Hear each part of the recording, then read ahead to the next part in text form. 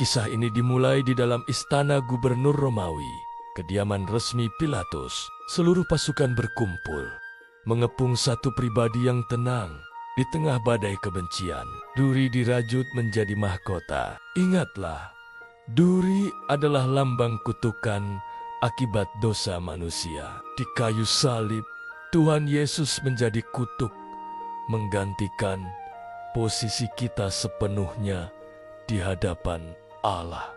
Mereka mengenakan jubah kebesaran padanya hanya untuk menghina keagungannya sebagai raja. Mereka berlutut dan berseru, "Salam, Raja orang Yahudi," sebuah penghinaan yang sangat keji. Kesuciannya dibalas dengan hinaan. Manusia menumpahkan seluruh kebenciannya kepada sang kebenaran.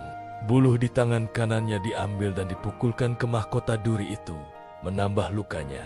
Setelah puas mengolok-olok, mereka menanggalkan jubah itu dan membawanya keluar untuk disalibkan. Ia dibawa seperti anak domba ke pembantaian tanpa membuka mulutnya, menggenapi nubuat Nabi.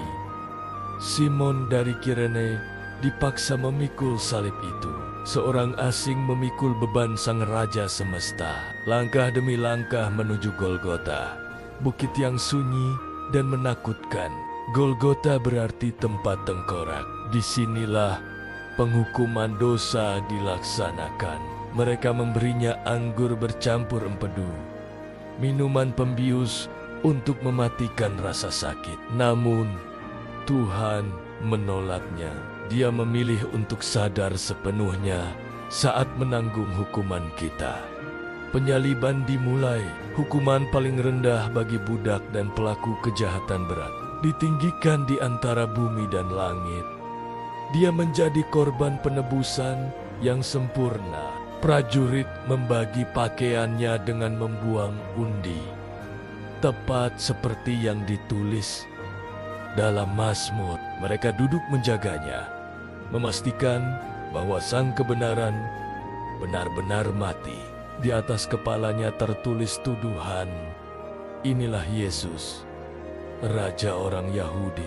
Dua penyamun disalibkan di kiri dan kanannya. Dia dihitung di antara para pemberontak. Orang yang lewat menghujatnya, menggelengkan kepala dengan penuh penghinaan dan rasa puas. Mereka berteriak, "Hai, Engkau yang mau meruntuhkan bait Allah, selamatkanlah dirimu. Ini adalah gema godaan iblis.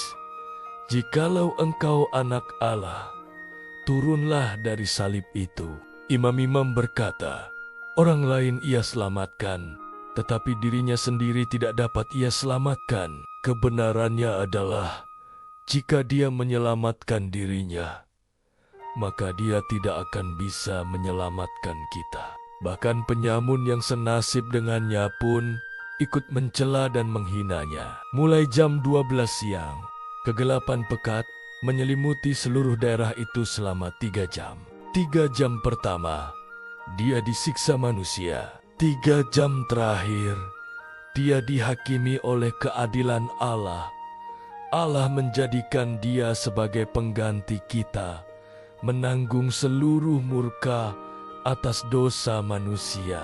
Pada saat itu, karena dosa-dosa kita yang ditanggungnya, Allah terpaksa meninggalkan dia. Sekitar jam 3 sore, Yesus berseru, "Eli, Eli, lama sabachthani?"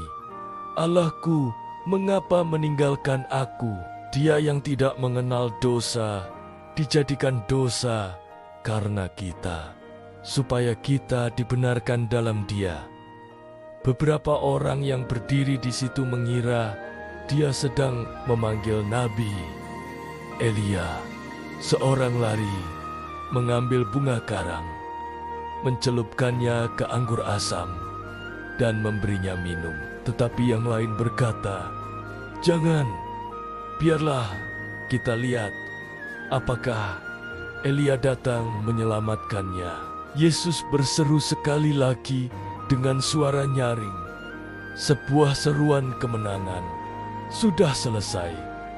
Lalu ia menyerahkan rohnya. Dia mati bukan karena terpaksa, tetapi karena kasih-Nya. Dan seketika itu juga, tabir bait suci terbelah dua, dari atas sampai ke bawah, terbelah dari atas ke bawah, menunjukkan bahwa ini adalah murni perbuatan Allah. Pemisahan antara Allah dan manusia telah dilenyapkan.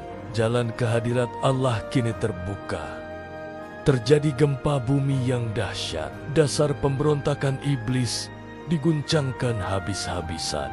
Bukit-bukit batu terbelah. Kekuasaan maut di bumi ini mulai dihancurkan.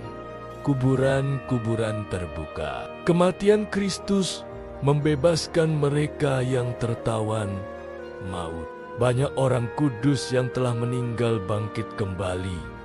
Sebuah tanda kuasa kebangkitan. Inilah dampak dahsyat dari kematian Tuhan. Segalanya di bumi dan surga telah berubah. Kepala pasukan dan penjaga yang melihat semua itu menjadi sangat ketakutan. Mereka berkata, "Sungguh, orang ini adalah anak Allah." Banyak wanita yang telah melayani Yesus sejak di Galilea memandang dari jauh dengan setia. Di situ ada Maria Magdalena dan Maria yang lain, saksi bisu kasih yang tiada banding.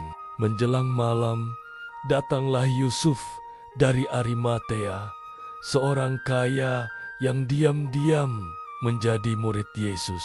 Ia memberanikan diri meminta mayat Yesus agar dapat dikuburkan dengan layak. Tubuh itu diturunkan dengan penuh hormat dan cinta di bawah sinar bulan yang pucat. Yusuf mengafani tubuhnya dengan kain lenan putih yang bersih.